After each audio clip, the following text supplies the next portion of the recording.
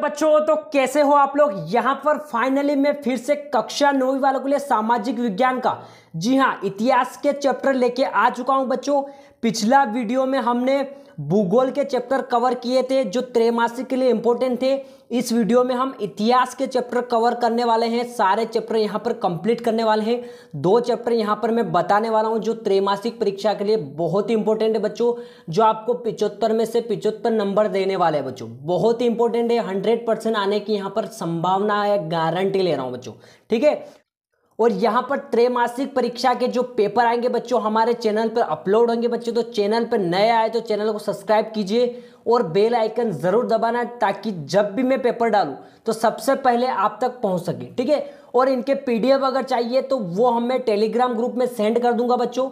मेरे Telegram group का नाम जो मेरा चैनल का नाम है वही टेलीग्राम ग्रुप का नाम है बच्चों, स्टडी विद उदय, ठीक है। सर्च कर लेना और वहां से ज्वाइन हो जाइए। तो आइए शुरू करते हैं बच्चों। तो पहला है इतिहास के चैप्टर में, पहला चैप्टर है फ्रांसीसी क्रांति। बहुत इंपॉर्टेंट चैप्टर है देखो। तो पहला क्वेश्चन है क्या बच्चों, स्टेट क्या था।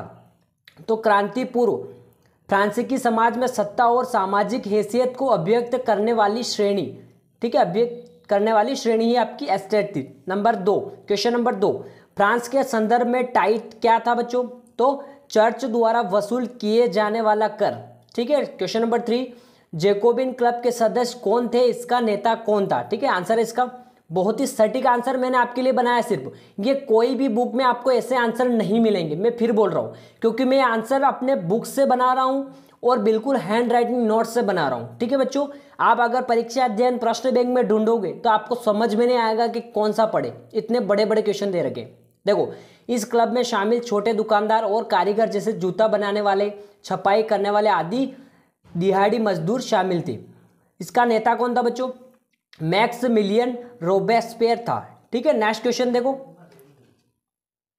फ्रांस की क्रांति ने विश्व को किन 3 सिद्धांतों का संदेश दिया, ठीक है। तो 3 सिद्धांत कौन थे बच्चों, वो संदेश होंगे आपके, पहला है आपका स्वतंत्रता, फिर दूसरा समानता और तीसरा है बंधुत्व, ठीक है। नेक्स्ट क्वेश्चन देखते हैं बच्चों।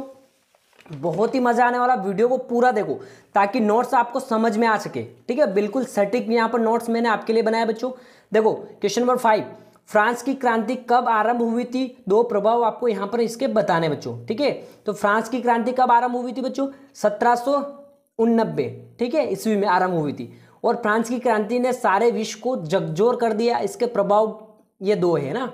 यूरोप के सभी देशों में आंदोलन शुरू हो गए इस क्रांति से। नेक्स्ट क्वेश्चन, सारे इंपॉर्टेंट क्वेश्चन है और सारे त्रैमासिक में आने वाले क्वेश्चन है, ठीक है। क्वेश्चन नंबर नेक्स्ट है आपका, फ्रांस में लुई 16 के समय खाली खजाना होने का प्रमुख कारण, ठीक है। लुई 16 के खजाना खाली क्यों हो गया था, उसका कारण क्या है बच्चों।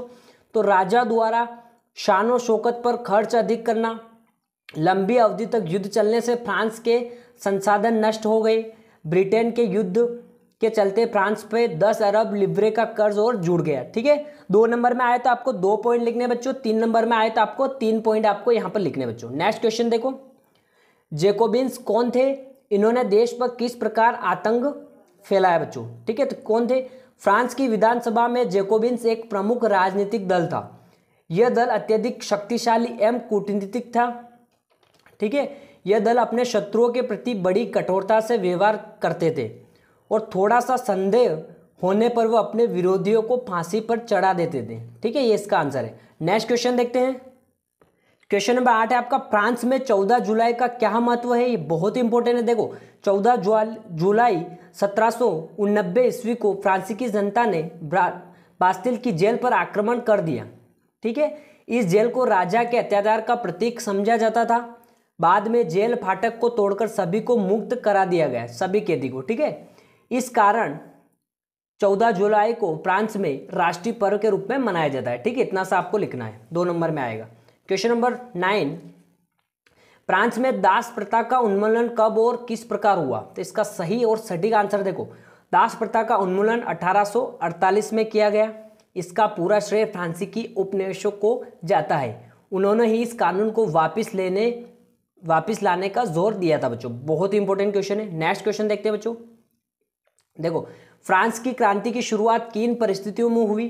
तो शुरुआत किन परिस्थितियों में बच्चों, देखो अत्याचारी तथा निरंकुश राजतंत्र, दोषपूर्ण शासन व्यवस्था, कृषकों की दयनीय स्थिति, ये सारी चीजें मिलाकर ये क्रांति शुरू हुई बच्चों। ठीक है, आइए नेक्स्ट देखते हैं बच्चों।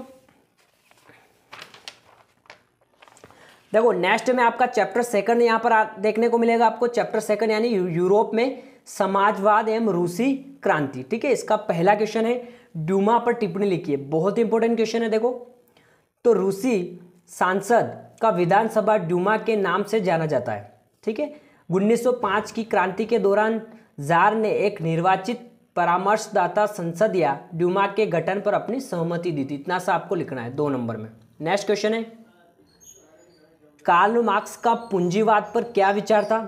तो इसका सटीक आंसर है बच्चों, देखो कार्ल मार्क्स का विचार था कि औद्योगिक समाज पूंजीवादी समाज है, पूंजीपतियों का मुनाफा मजदूरों की मेहनत से पैदा होता बच्चों। ठीक है, इतना सा आपको लिखना है। नेक्स्ट क्वेश्चन है, खूनी रविवार की घटना क्या थी? बहुत ही इंपॉर्टेंट क्वेश्चन है बच्चों। तो क्या थी देखो, तो 22 जनवरी 1905 को रूस की जार सेना ने शांतिपूर्ण मजदूरों तथा उनके बीवी बच्चों की एक जुलूस पर गोलियां चलाई, ठीक है, बरसाई, जिसके कारण हजारों लोगों की जान गई। इस दिन रविवार था, इसलिए खूनी रविवार के नाम से जाना जाता है। देखो बच्चों, जलियांवाला जो हत्याकांड हुआ था, ये और खूनी रविवार एक समान ही लगते हैं लगभग। ठीक है, उसमें भी निहत्थे पे गोलियां चलाई गई थी और इसमें भी जो जुलूस निकाले गए थे उन पे गोलियां बरसाई गई थी। तो ये सेम ही है बच्चों। ठीक है, दोनों सेम ही है, आराम से आप याद कर सकते हो। ठीक है, नेक्स्ट देखते हैं इसका। यहाँ पर next question number 4, question number 4 है आपका, पहला विश्व युद्ध किसे कहा जाता है? ठीक है, किन के बीच में हुआ? देखो 1914 में 2 यूरोपीय गठबंधनों के बीच युद्ध छिड़ गया। एक और कौन था? जर्मनी, ऑस्ट्रिया, तुर्की देश थे। तो दूसरी ओर कौन था? फ्रांस, ब्रिटेन व रूस थे। इस युद्ध को पहला हम युद्ध कहा जाता है, पहला विश्व युद्ध हम इसको बोलते हैं बच्चों। ठीक है, नेक्स्ट देखते हैं। देखो रेडिकल और रूढ़िवादी के बारे में बताना, आपको परिभाषा आपको बतानी है। देखो रेडिकल क्या होता है? इन्हें आमूल परिवर्तनवादी भी कहा जाता था। रेडिकल समूह के लोग ऐसी सरकार के पक्ष में थे जो देश के आबादी के बहुमत के समर्थन पर आधारित हो। ठीक है, इतना सा आपको लिखना है। और रूढ़िवादी, ठीक है, रूढ़िवादी कौन थे? तो रूढ़िवादी आमतौर पर परिवर्तन के विचारों का विरोध करते थे। ठीक है, लेकिन 19वीं सदी तक आते आते वे भी मानते थे कि कुछ परिवर्तन आवश्यक हो गया है। ठीक है, इतना सा आपको लिखना है। नेक्स्ट क्वेश्चन है, कार्ल मार्क्स कौन था बच्चों? ये बहुत इंपॉर्टेंट क्वेश्चन है, इसका मैं बता देता हूं आपको। बहुत इंपॉर्टेंट क्वेश्चन है, ये आने वाला क्वेश्चन है जो त्रैमासिक में पूछा जा सकता है बच्चों। ठीक है, देखो कार्ल मार्क्स वह प्रथम विद्वान था जिसने समाजवाद को एक वैज्ञानिक रूप दिया।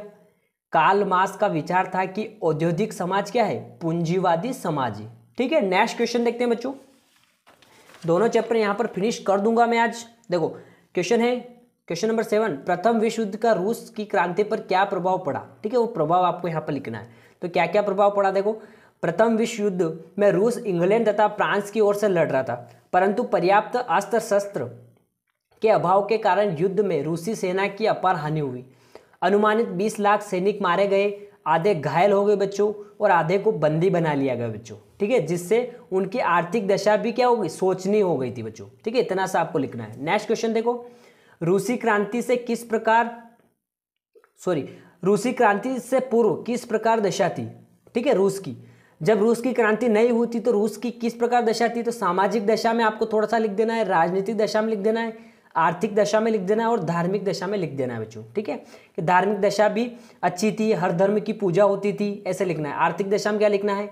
आर्थिक दशा भी उनकी बहुत ही अच्छी थी। ठीक है, सुख सुविधा भी बहुत अच्छी थी। ऐसे थोड़ा थोड़ा पॉइंट करके आप लिख सकते हो। ठीक है, इनमें बड़े पॉइंट भी आप बना सकते हो। ठीक है, जैसे ये वाला क्वेश्चन भी देखो, रूसी क्रांति के प्रभावों को स्पष्ट करना है आपको। तो जितने भी प्रभाव मैंने यहाँ पर बता रखे बच्चों, इनमें थोड़ा थोड़ा आप ऐड कर सकते हो, बड़े पॉइंट बना सकते हो। जैसे व्यापक क्षेत्रों को प्रभावित करना, तो यहाँ पर हेडलाइन अपन मान के इसमें थोड़ा आप लिख सकते हो कि व्यापक क्षेत्रों को बहुत ही प्रभावित किया है इस क्रांति ने।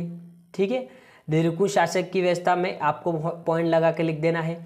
ऐसा करके आपको 5 पॉइंट में एक एक 2 लाइन ऐड कर लेना अपने मन से। ठीक है, तो आपको यहाँ पर पूरे नंबर यहाँ पर मिलने वाले बच्चों 100%। ठीक है, तो 2 चैप्टर मैंने यहाँ पर कंप्लीट कर लिए हैं इतिहास के। तो नेक्स्ट वीडियो में हम राजनीति के चैप्टर 2 कवर करेंगे बच्चों, जो त्रैमासिक के लिए बहुत इंपॉर्टेंट होगा।